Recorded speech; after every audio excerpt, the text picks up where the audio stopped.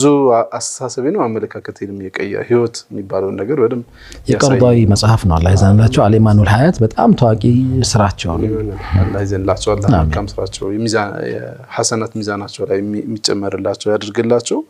አንዳንድ ጊዜ ለምን ይሄን ጥያቄ ያነሳሁት የሆኑ ሙናሰባቶች ከሆኑ ጉዳዮች ጋር ሊገናኙ ይችላል። ለምሳሌ ረመዳንን ስናነሳ ብዙ ሰው ቁርአንን አንብቡ፣ ቁርአን ደጋግሞ ማንበብ፣ ቁርአን ማንበብ ዘዴ ወይም የማክተም ዘዴ ምናምን ይባላልና አንዳንድ ሰዎች ደግሞ ቁርአን ምናልባት ማንበብ አይችሉም ሰው አማራጭ አድርገው ያንን ስለማይወስዱት ሊዘናጉ ይችላሉና ረመዳን ውስጥ ስቲል የቁርአንን ሐሳቦች ልናገኝባቸው የምንችላቸው መጽሐፍትም አሉ።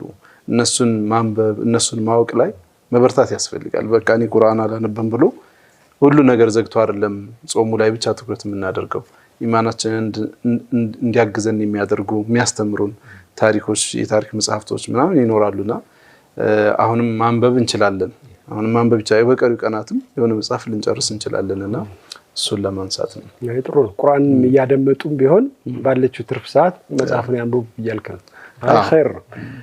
መርሐባ አብሮነታችንን ያበረቱልን ተቋማት በፕላቲኒየም ደረጃ በጎልድ እና በሲልቨር ደረጃ አሉ። የነሱን መልእክት አድምጠን ወደ ቀዳሚ ፕሮግራም ብናመራ ምን ተላላችሁ? መርሐባ በፕላቲኒየም ደረጃ ፕሮግራማችንን ስፖንሰር ያደረገልን የኢትዮጵያ ንግድ ባንክ ሲቢኢ ኑር ነው። በዚህ ዓመት በተለያዩ መሪ ቃሎች በርካታ ስራዎችን እየሰራ እየተንቀሳቀሰ